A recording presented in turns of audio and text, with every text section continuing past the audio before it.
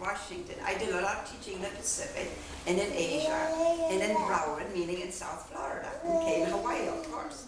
So when I came to Washington, I've noticed that the culture is very different over here. So here I've noticed we had a lot of people that are vegans and yoga and health and healing and many agnostics and atheists, and I've noticed also quite a few and a lot of actually New Agers.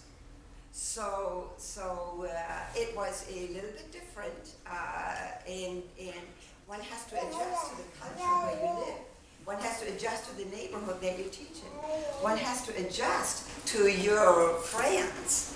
Because let me talk a little bit about family and friends. When we start to teach family, it's complicated, isn't it? Those of you who have tried it, teaching family is very sensitive. And that's a blood relative. And when you say the wrong thing, they don't talk to you anymore. And then comes Christmas time and nobody wants to open that conversation. Don't ever talk about religion, it gets kind of weird on you. So so family's difficult. Now comes your neighbor. All right, so that's your neighbor. You bought a house, you spent $300,000. And you know what, when you've got barbecues July 4th together, they like you to come over.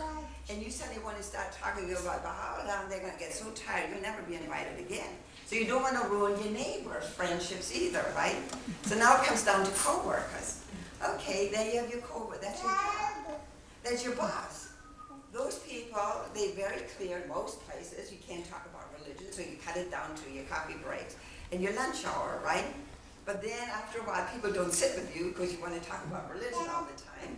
And the next thing is you start complaining of human resources. So you've got to be careful when you start talking at work. Well, that's 75% of your audience right there, right? And the last one, the house says friends. Okay, so let's talk about friends. Friends are the ones that we most successfully teach. Some of us, like Toby, less than 60 members of his family became Baha'is. I think he is the hero in this room here. I mean, wouldn't we? I would give anything. Hey, Toby, I'd give anything to come even remotely close to that. My children are Jehovah's Witnesses. So it is a very difficult and complicated journey, but it taught me that I have to really pay attention when I share the faith, because it's got to make sense to them. It's got to make sense to a family member. It has to make sense to your neighbor. So then you have the other folks who say, oh, I want to change the world into a better place. Or you have somebody who says, oh, I need answers because my life is broken down right now. That's really what I want to talk to you about. Some want to learn to meditate. Some of them are New Agers. And many of them say, oh, I just love Jesus. Who's this Baha'u'llah? I don't get it. What are you talking? Is this a religion? Must be a cult, right? So therefore, it's a very complicated. And the last one, of course, many of our seekers have marital issues or problems in their children and problems in many areas in their life. So